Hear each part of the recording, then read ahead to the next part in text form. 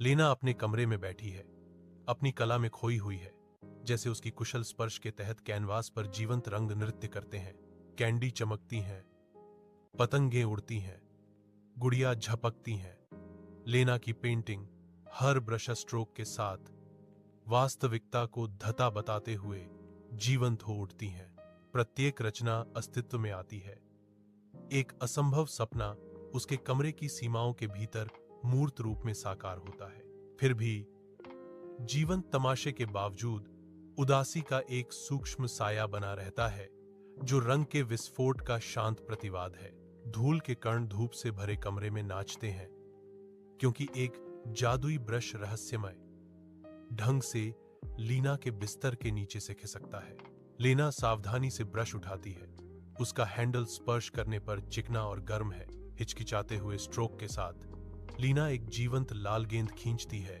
अदृश्य ऊर्जा से हवा चटक रही है। खींचा गया गेंद पृष्ठ से उछलता है, एक नरम, अनुभव करने योग्य धड़ के साथ वास्तविकता में ठोस हो जाता है। सुनहरी धूल चमकती है और घूमती है, क्योंकि लाल गेंद साकार होती है, जो शुद्ध जादू का तमाशा है। लेना पूरी हैरानी से देखती है।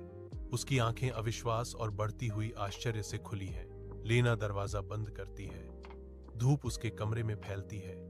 चारों ओर बिखरे कला आपूर्ति के असंख्य सामानों को रोशन करती है। धूल के कण धूप में नाचते हैं, क्योंकि लीना सावधानी पूर्वक कैंडी और एक जीवंत उड़ती पतंग बनाती है।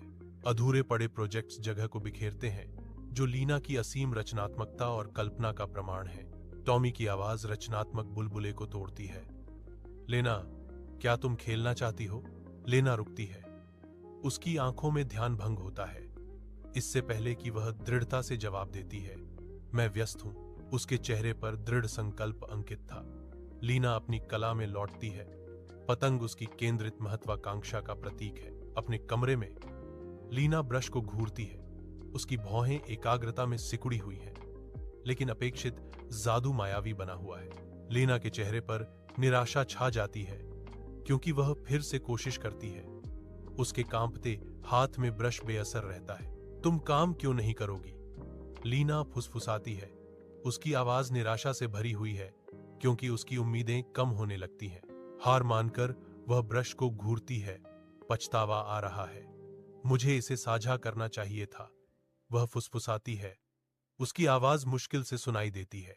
खिड़की से लीना खेल के मैदान में टॉमी को देखती है। उसकी छोटी आकृति युवा ऊर्जा का प्रतीक है। टॉमी अपनी खिलौने साझा करता है। उसका चेहरा